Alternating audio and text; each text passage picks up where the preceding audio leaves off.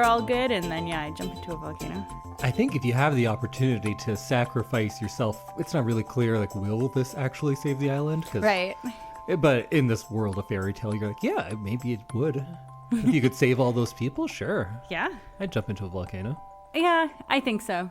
Because you're doing like a good thing. Even if now you said if you jump into a volcano, 200 people won't die, I'd do it. Yeah. I don't know. I think I'd have to have something like being ill going before I was I'd just go. ready to do it. I'm ready to go right now. Oh, wow. Okay. Where's the nearest volcano? No, Let's go. No, I need you. Well, should we get into it? Yeah, I guess so. Let's start it up. Welcome, everyone, to a very special episode of I Love This, You Should Too.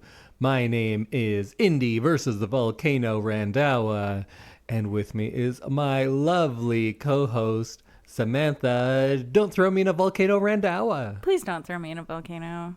If you could like avoid that at all costs, that would be great. You know what? I don't guarantee a lot, but I'm going to make a guarantee. I will not throw you into a volcano. Thank you. You got it. Aw, did we just like renew our vows there? That's what it is. It's like, I promise not to throw you into a volcano. Well, in case it wasn't clear, we are wrapping up our Tom Hanks, Meg Ryan trilogy with the movie that should have come first if we knew we were doing a trilogy. Yeah. It's Joe Versus The Volcano. So Samantha picked Sleepless in Seattle first. And we did that. And then I said, you probably will like You've Got Mail better. And you did. Mm-hmm. And we did that one. And then we thought, like, well, we're already two in. We might as well do all three. And we can say this one was my pick because I did, in fact, see this movie before. I saw it as a 5-year-old, maybe 6, in theaters. Oh, wow. And I remembered a bunch of it. Not a bunch, but I remembered parts of it. So I'll get into all of my business first, but first thoughts on your first viewing of Joe versus the Volcano? I didn't love it. I think the other two movies were better. It was fine, I guess. It was fine. Yeah. Classic Sam answer. Sorry. But usually it's I liked it and I didn't love it. This one is just it was fine. It was fine. I didn't love it. Didn't even like it. No, it was. Wow. It was okay. Just okay. Yeah. Okay. Yeah. What about you? I loved it. You loved it. I was so surprised how much I loved it. You were laughing quite a bit. I thought it was hilarious. Yeah. I was like, why aren't you laughing at any of these very, very funny things that are happening?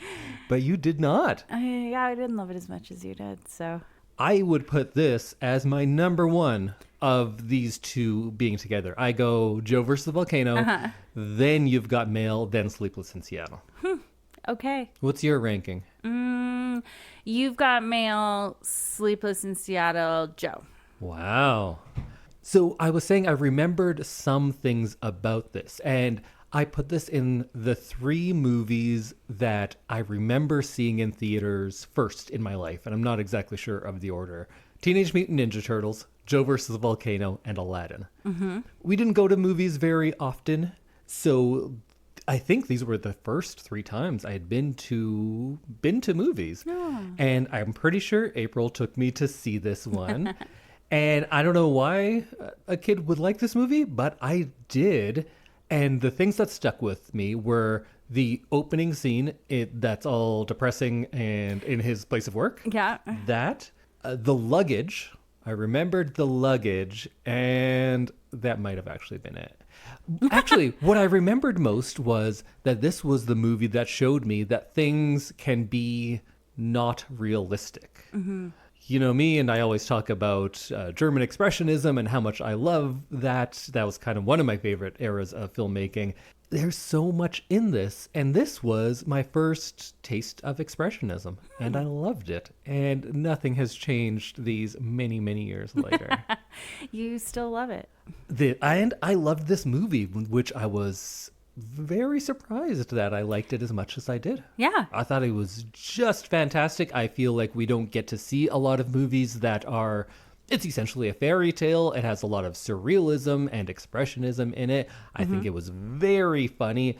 I think there's a lot of layers to it, that which we'll probably get into some of them. Mm-hmm.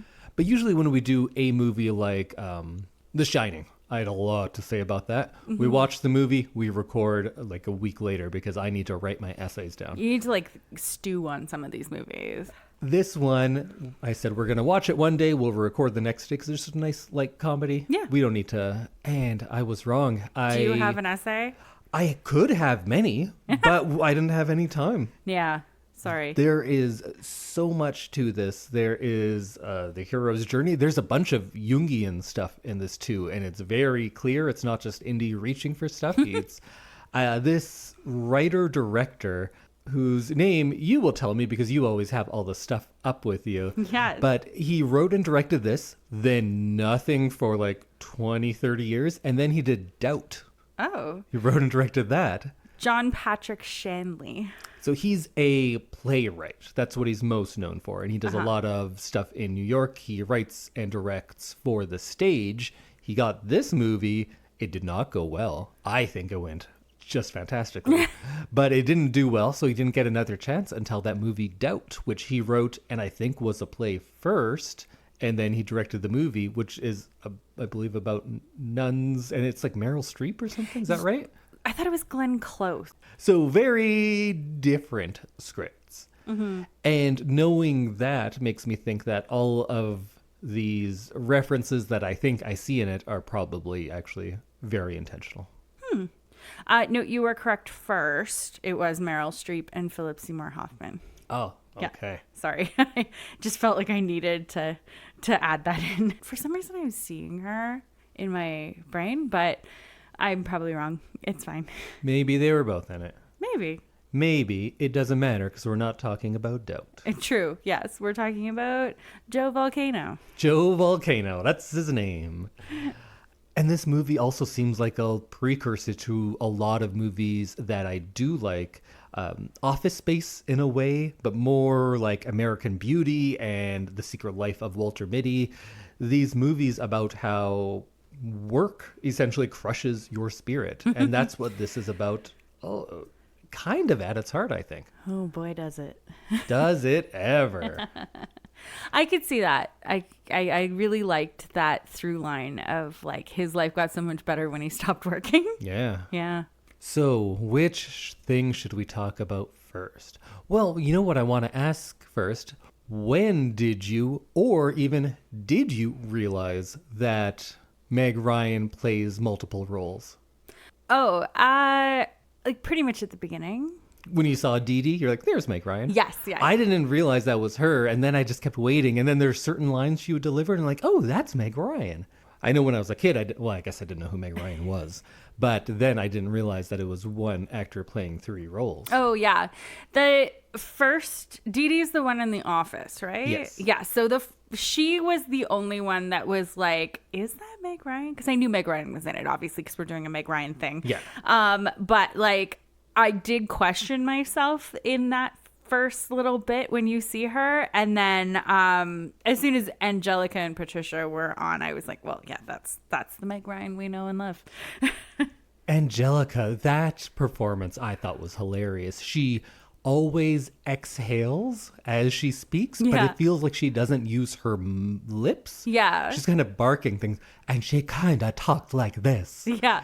And I thought it was just That hilarious. was a very good performance. I think she's such a versatile actor in this. She doesn't get the chance to do No. stuff like this. Because she was like the love interest She for just so plays many years. Yeah, she plays that role, and she does that role just fine. She's great at it. But this character work was something else. Oh, I loved it. I thought Dee Dee was so funny, how she's just so asthmatic, and then when she's surprised, how her face lights up, but how usually crushed and kind of mousy she is. I loved that performance. I loved Angelica. That was kind of a mix of like Katharine Hepburn and Marilyn Monroe and Valley Girl, just kind of all of Hollywood. They just threw it all together and made Angelica. Uh-huh. And then maybe my least favorite one was just the one that she played kind of straight, because she's doing less on that one. Yeah. Yeah. She just did like so many different things in each one that like really worked out well. And like, I feel like this movie is like an acting reel for what Meg Ryan can do. Yeah. And I think this was pretty close to the beginning of her getting out there. So maybe people saw that versatility, or maybe they didn't, and they only realized the last one was her, and then they just cast her in that kind of role. Yeah, over and over and over again. And for all of you Jungians out there, I know you're saying like, hey, Indy, don't you realize that this is clearly a stand-in for Jung's progression of the anima? And I'm, yes, I do. It seems very much like that. The fragmented feminine persona, and first he's yearning for connection through Dee, and then there's the false fulfillment and the seduction of the glamorous Angelica, and then the authentic union, of course, in whatever the last one's name was.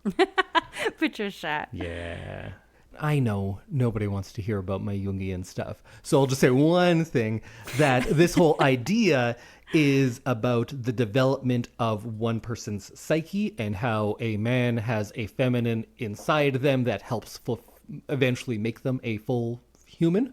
Mm-hmm. And that's what happens to Joe throughout this movie. And these three roles are stand-ins for progressions of that.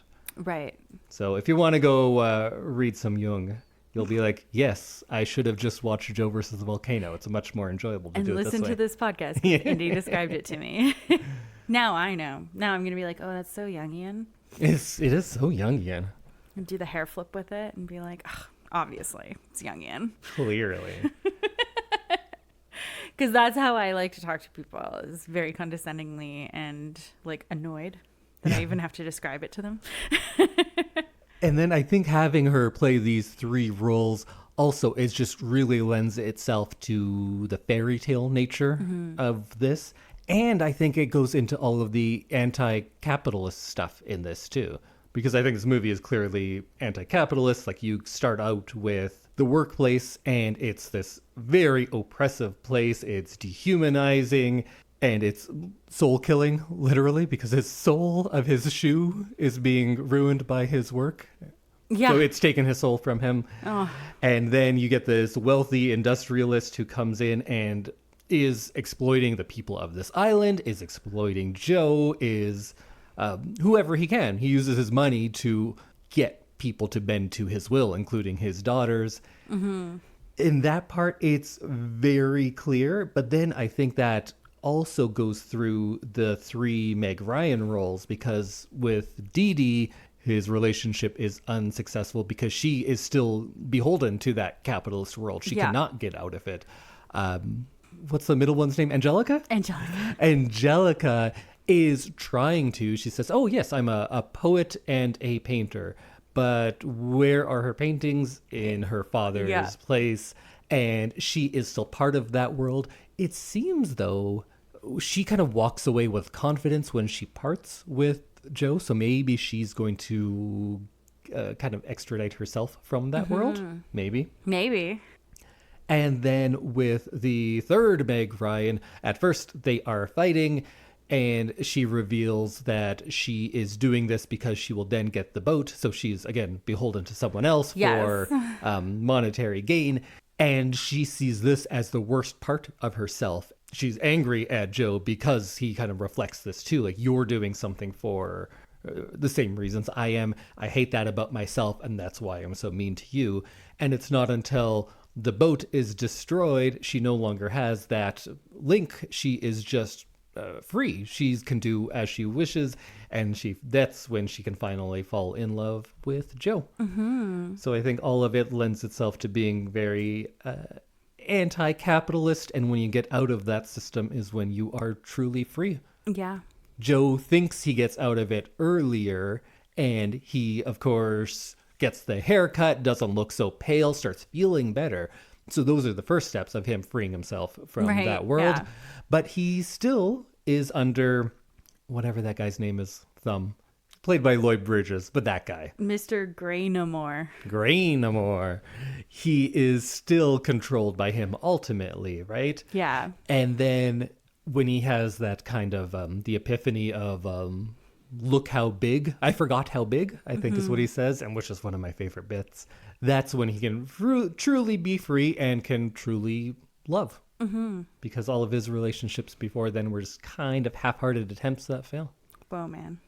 I do enjoy hearing all of your essays, because it's like stuff that I don't notice And it's always interesting to hear like another layer on top of like a movie like this. But this movie is just layers. It's like a lasagna, this movie. It's one of those lasagna movies I talk about. Oh, I love a lasagna movie. And a delicious lasagna that goes down easy because you don't need to, like, this isn't one that you feel like, oh, I missed something or I need to do my work. You have a great time and then it's also brilliant. Or you have a fine time like you did. It was fine, yeah. It was so funny too. I'm sorry. I feel like I'm like ruining your podcast. No, you don't have to love it. That's kind of, although I love this and you should too. Oh. But the podcast is not called I love this and you must as well. That's a different show where we just berate each other. Why don't you like this? You never like it. Do you want to talk about some expressionism and maybe surrealism and just symbolism in general? Oh, do I? Yay! Just all the visual stuff, I guess. Sounds good. So the beginning part, I loved how that looked. What about you?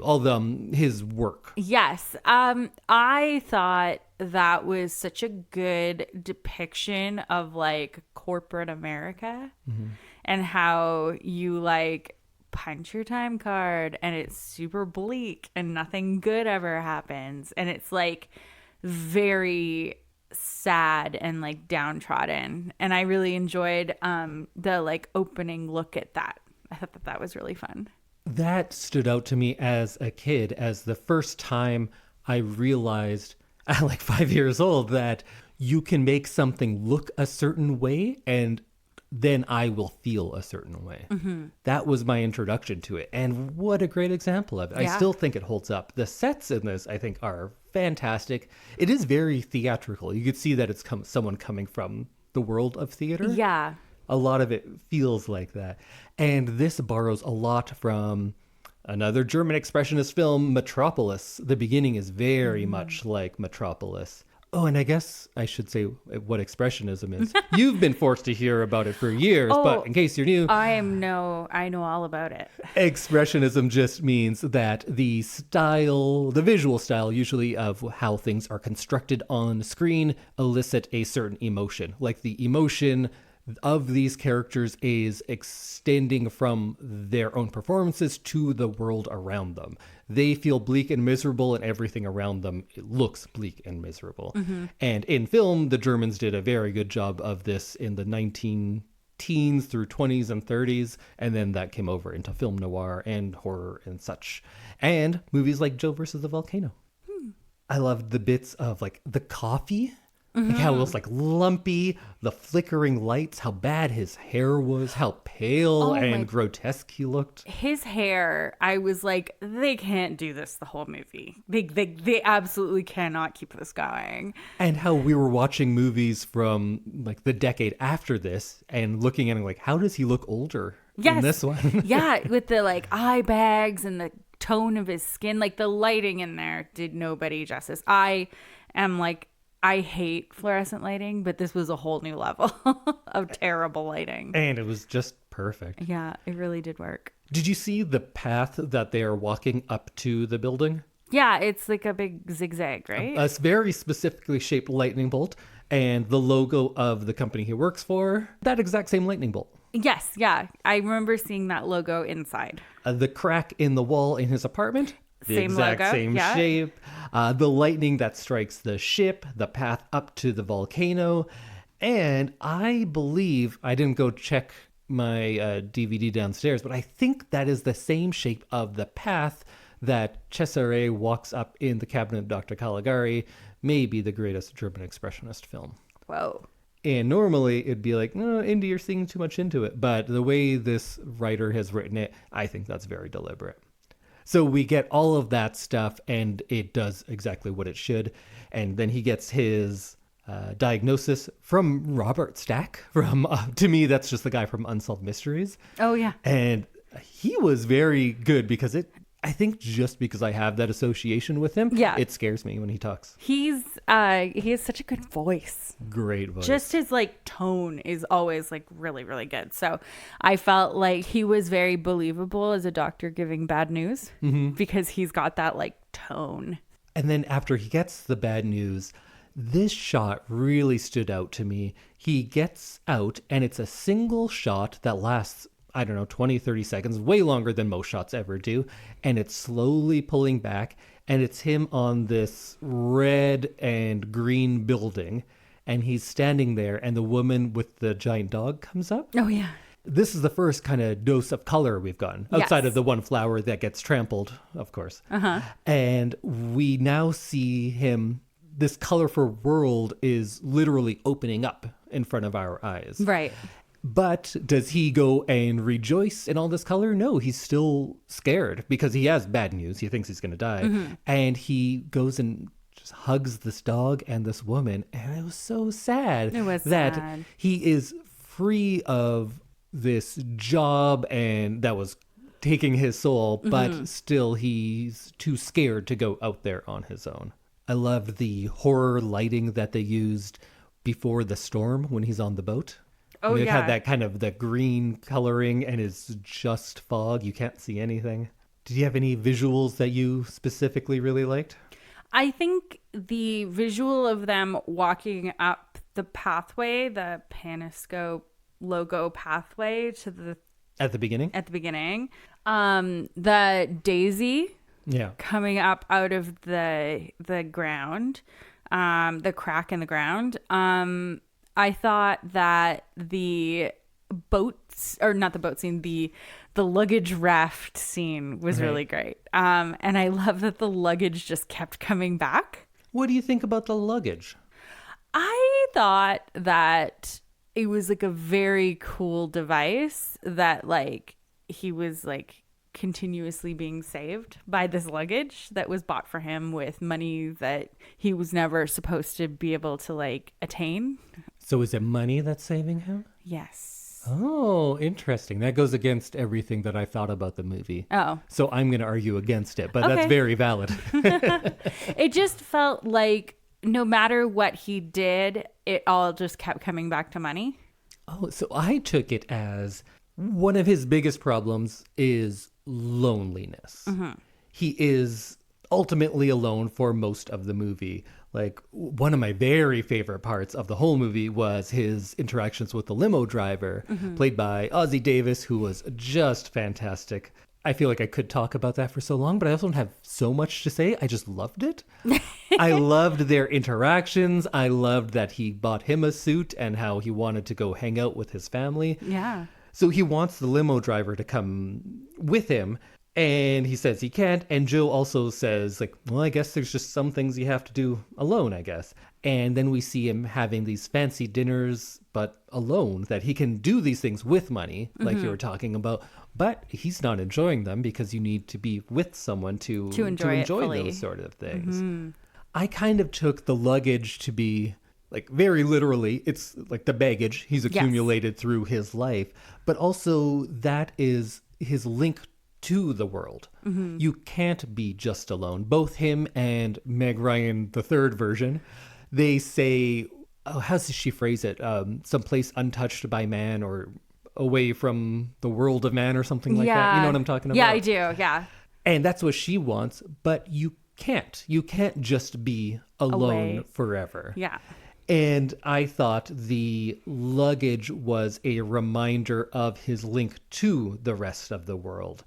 And although he is much better for getting rid of certain parts, like getting outside of that capitalist system, getting away from things that make him, that don't fulfill him, and going on an adventure, because this is all about a call to adventure, tries to see what else is out there and to break out of his everyday routine. So all of those things are good, but it also was a reminder that yes, you can go on all of these adventures, see all of these new things, but you are still part of the world. You cannot get away from that ever. Right.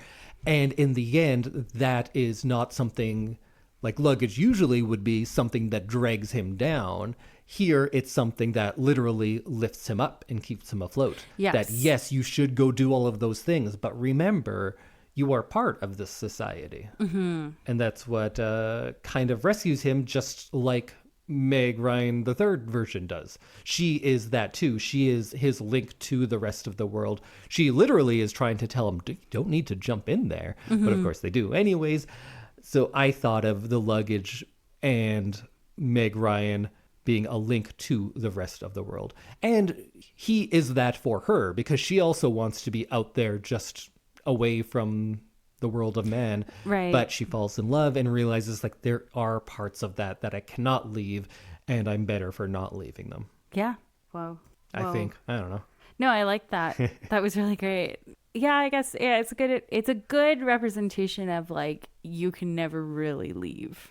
Yeah. Like people love to say like, oh, we live off grid and we don't take any like electricity or gas or water from. But if you're saying that to someone, you're not all the way out. Exactly. And something that you consume involves those things. I bet there are people who are completely on their own, but you know what? We can't hear from them. They're completely on their own. Exactly. They're not out here like proselytizing about how they're off grid, which I feel like people who are like mostly off grid but still want to talk about it love to like tell you just how wasteful and like consumptive your life is. Other little symbols I liked was his little lamp that he has at the beginning, which tells the story of the rest of the movie. If you look at the I know. lamp. I was looking at that and then I was thinking about it and I meant to Google a photo of it because I was like, was that just the whole movie on a lamp? And I think the tune it plays keeps coming back throughout the movie as well. Oh. But I didn't really pay attention to that. I did through the first little bit, and then there were so many other things I've kind of forgot about it. Oh. And then I think the volcano, I don't know, is that oblivion? Is that adventure? Or maybe it's just the unknown, because he's struggling with the very concept of the unknown. Everything in his life is things that he knows, things that he hates, but he also knows and is comfortable with. And then him breaking free from that is kind of what the movie is most about, maybe? Right. Whoa, man. And then the brain cloud maybe is just... Brain cloud. I feel like I've had a brain cloud my entire life. Oh, I've had a brain cloud for quite a bit. I think that's less of a medical condition and maybe just more of a stand-in for modern alienation or malaise or ennui that I always say. You love an ennui moment. I know I don't. I mean, you love to use the word ennui. You just say, oh, what's wrong with you today? And I'm just like, general malaise, or I have ennui. Yeah. Sometimes you just get the ennui. And he's had that for a very long time. And he's always just saying, like, what's wrong with you? I just don't feel good. Yeah. And that is the most simple thing, but also kind of the perfect thing that he could say of, what's wrong with you? I just don't feel good. Honestly, I feel like in our current day and age, we're trained to, like, not think that that's an okay reason to, like, not be feeling good. Yeah. I just don't feel good. Like there has to be a reason, like I'm getting a cold, or like, General I malaise. have the stomach flu. I'm like, no, I just don't feel good today. And that should be enough for not doing life that day, but like it's not. Yeah. I'm like, no, I just don't feel good. I don't know what it is, but it sucks. And there's definitely a lot of the hero's journey, which is a Joseph Campbell thing. And also, I don't need to go into all of that. Let's just say a lot of writers have read this book. This writer definitely has. So it kind of goes through plot by plot. You could go to Star Wars and Joe Versus The Volcano, put them side by side, and they have the same kind of progression. And it works. Yeah. But I think overall it's the fairy tale nature I like most. Because it starts with a once upon a time, right? Once upon a time, there was a man named Joe. I think so, yeah.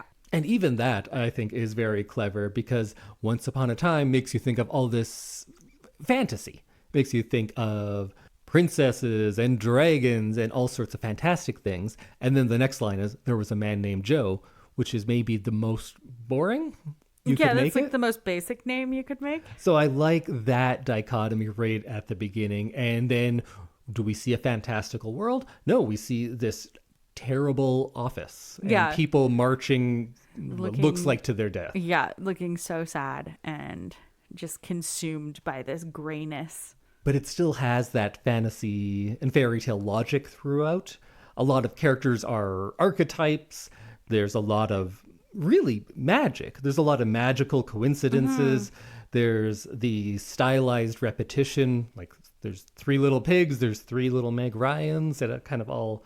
Although I think the voice on the airplane is also Meg Ryan, so maybe that's kind of like a 4th. Oh. And then we get straight up classical mythology because you need to sacrifice someone to the gods to appease them. So that their island can continue floating in the ocean, which is crazy. But it's not clear, through most of the movie at least, we don't think that it will actually work. We think that it will appease the people living there so this rich industrialist can take their minerals. Yeah. So that's, again, that kind of juxtaposition of the terrible reality that we live in and this fairy tale world. And they're at odds with each other, but also kind of seem complementary and fit into each other pretty well a lot of the time. Yeah. Huh. I guess we should talk about the island. It's the exact opposite of the first third of the movie. It's bright, it's colorful, and the whole time you're like, ooh, this is real racist. And you're like, wait, is it though? Yeah. Because anytime we see a tribal people who are living off the land, it always, especially in older movies, you're like, ooh, this is going to be dicey. But then they've already set it out that the people there are... I think it's Jewish, Roman, Polynesian, and Druids or something like that. Yeah. So then you're like, okay, so it's not all indigenous people. And then when you have Nathan Lane and Abe Vigoda, Abe Vigoda playing the people in the tribe, you're like, okay, well, I guess it works because it did say that it was like this big multicultural group. And also the song at the beginning is Hava Nagila. Oh, yeah. Oh, I totally missed that. That's funny. But it just like, yeah, they've kind of over classified them in order to make it so that it's like kind of a little bit of everything.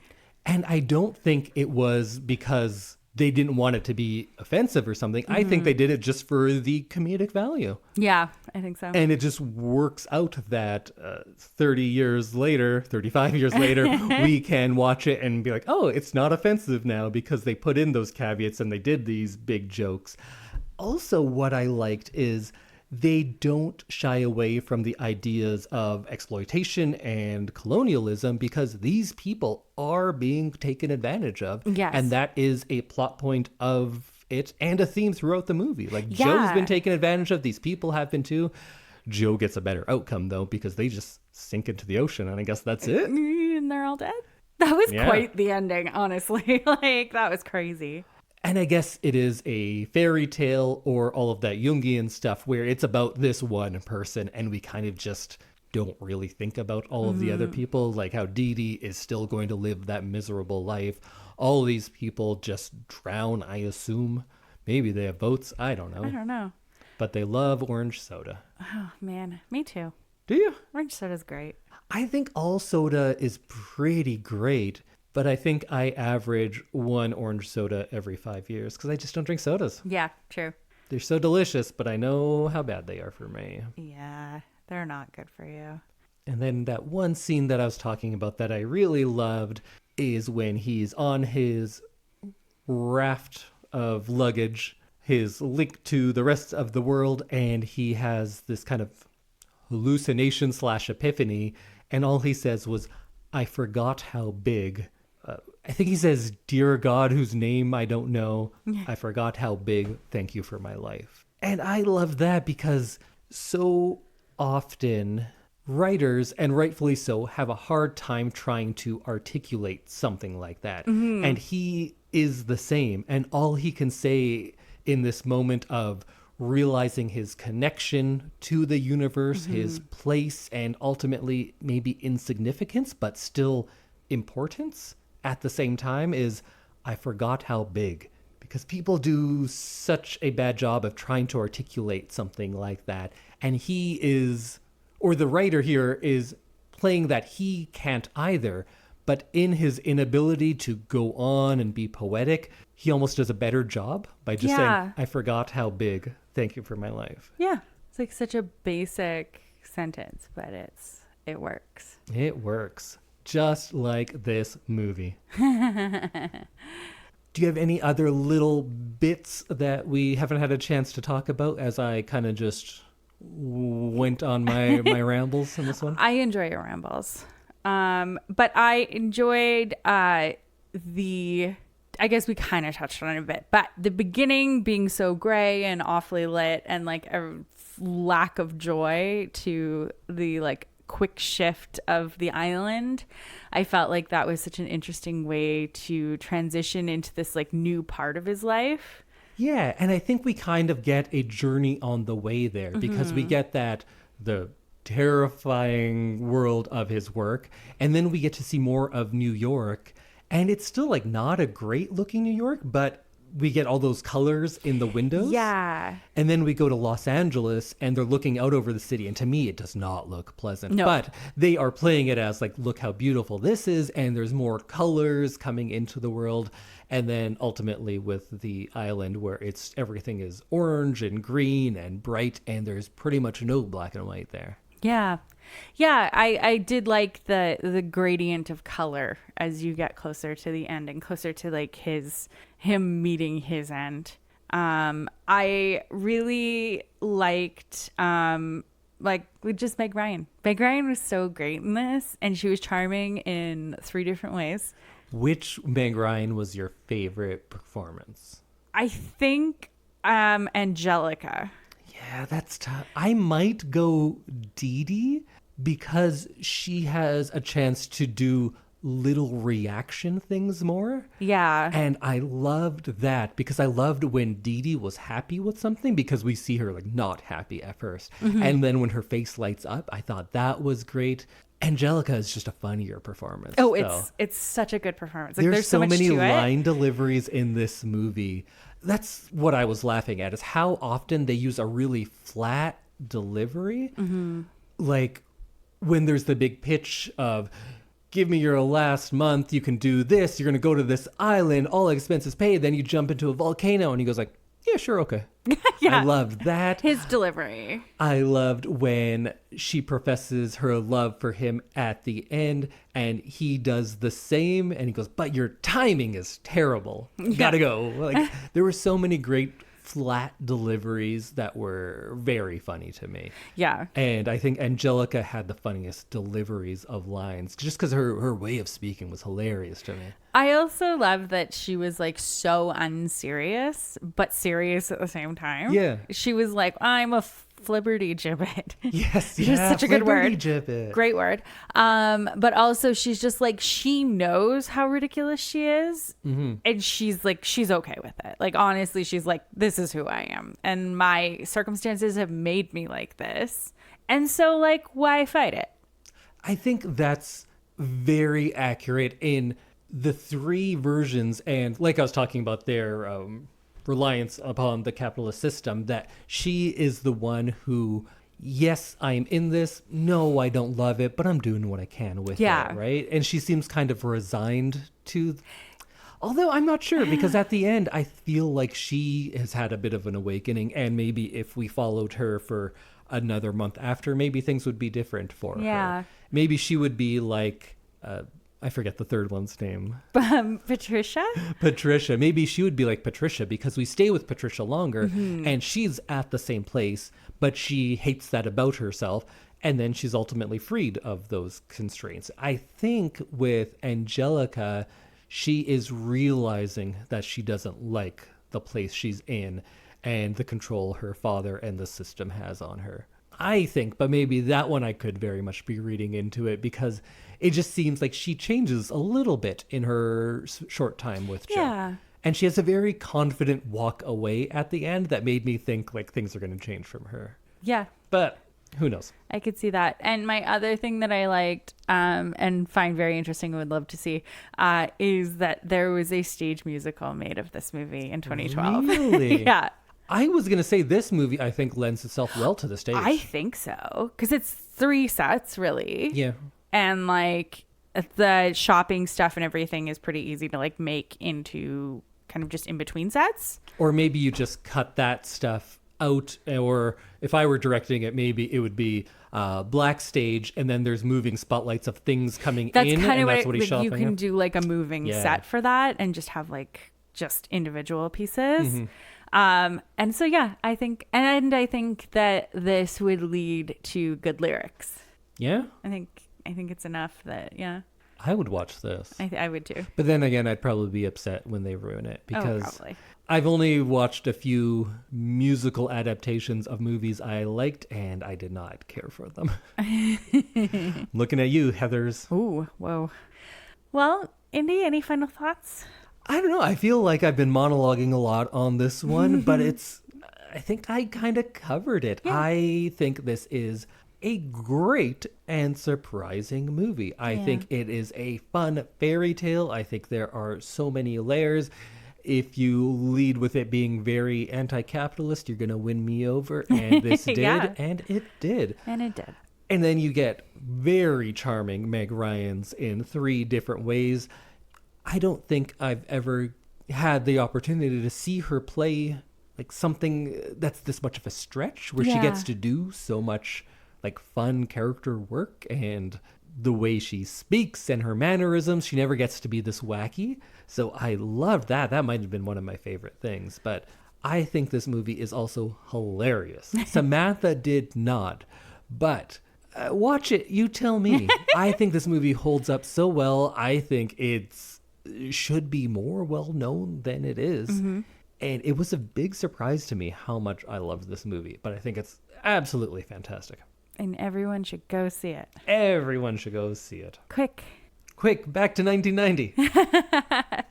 I'm going to buy this because I don't own it. Oh, that's surprising. Well, I saw it once when I was 5. Oh, I guess, yeah. Okay, you're right. But yeah, I think people should go see it and tell us what they think. But you still put it as the 3rd best one. Even less than Sleepless in Seattle, which is mostly about stalking someone you've never met. Yeah, I don't know. I just enjoyed it more. Okay. Yeah. Well, go listen to those other 2 episodes and tell us what your favorite Meg Ryan Tom Hanks movie is. Yeah. I want them to do one now. That'd Me be fun. too. Yeah, I think that would be nice to see them like grown up. All grown up. All grown up. Is this the worst hair Tom Hanks has had in a movie? Oh, it was so terrible. There's those Da Vinci Code and Angels and Demons. Is that what that one was called? Yeah. He has real bad hair in that too. He I does. think. He does. But in this, it made sense. Yes. Yeah, because he's living in a terrible world. Aren't we all? Yeah. Okay, everyone. On that note. On that note, we will see you next week. Bye. Goodbye.